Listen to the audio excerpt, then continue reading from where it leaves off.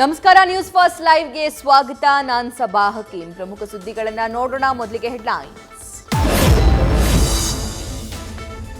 ಲೋಕಸಭೆಯಲ್ಲಿ ಕಾಂಗ್ರೆಸ್ ಕೈ ಹಿಡಿಯದ ಗ್ಯಾರಂಟಿ. ಎಕ್ಸಿಟ್ ಪೋಲ್ ವರದಿಗಳಲ್ಲಿ ರಾಜ್ಯದಲ್ಲಿ ಹೆಚ್ಚೆಂದ್ರೆ 6ರಿಂದ 8 ಸ್ಥಾನವಷ್ಟೇ ಕಾಂಗ್ರೆಸ್ಗೆ. ಆದರೂ ಡಬಲ್ ಡಿಜಿಟ್ ನಿರೀಕ್ಷೆಯಲ್ಲಿರುವ ಡಿಕೆ ಶಿವಕುಮಾರ್, ಇಂಡಿಯಾ ನಾಯಕರು.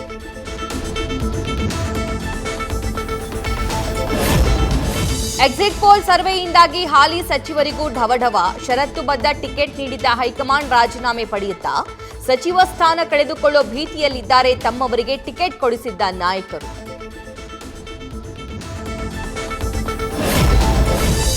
ಸ್ಪರ್ಧಿಸಿದ್ದ 3 ಕ್ಷೇತ್ರಗಳಲ್ಲೂ ಗೆಲ್ಲೋ ಮುನ್ಸೂಚನೆ. ಚುನಾವಣೋತ್ತರ ಸರ್ವೆಯಿಂದ ಜೆಡಿಎಸ್ ಪಾಳ್ಯದಲ್ಲಿ ಮಂದಹಾಸ. ಎಚ್ಡಿಕೆಗೆ ಕೇಂದ್ರ ಸಚಿವ ಸ್ಥಾನದ ಬಗ್ಗೆ ಈಗಾಗಲೇ ಚರ್ಚೆ ಶುರು.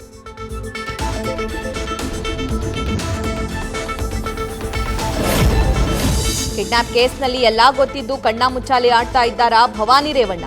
ನಿನ್ನೆ ಎಷ್ಟು ಹುಡುಕಿದ್ರೂ ಎಸ್ಐಟಿ ಕೈಗೆ ಸಿಗದೆ ನಾಪತ್ತೆ. ಎಲ್ಲಿದ್ದಾರೆ ಅಂತ ಗೊತ್ತಾದ್ರೆ ಭವಾನಿ ರೇವಣ್ಣರನ್ನು ವಶಕ್ಕೆ ಪಡೆಯಲು ಎಸ್ಐಟಿ ಸಿದ್ಧತೆ.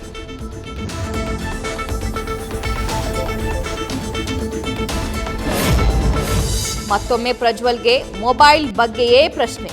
ಹಳೆ ಮೊಬೈಲ್ ಕಳೆದು ಹೋಗಿದೆ, ಈಗಿರೋದು ಏರ್ಪೋರ್ಟ್ನಲ್ಲೇ ಕಿತ್ತುಕೊಂಡ್ರಲ್ಲ. ಎಸ್ಐಟಿ ಅಧಿಕಾರಿಗಳ ಎದುರು ಪ್ರಜ್ವಲ್ ರೇವಣ್ಣ ಮುಂದಾಟ.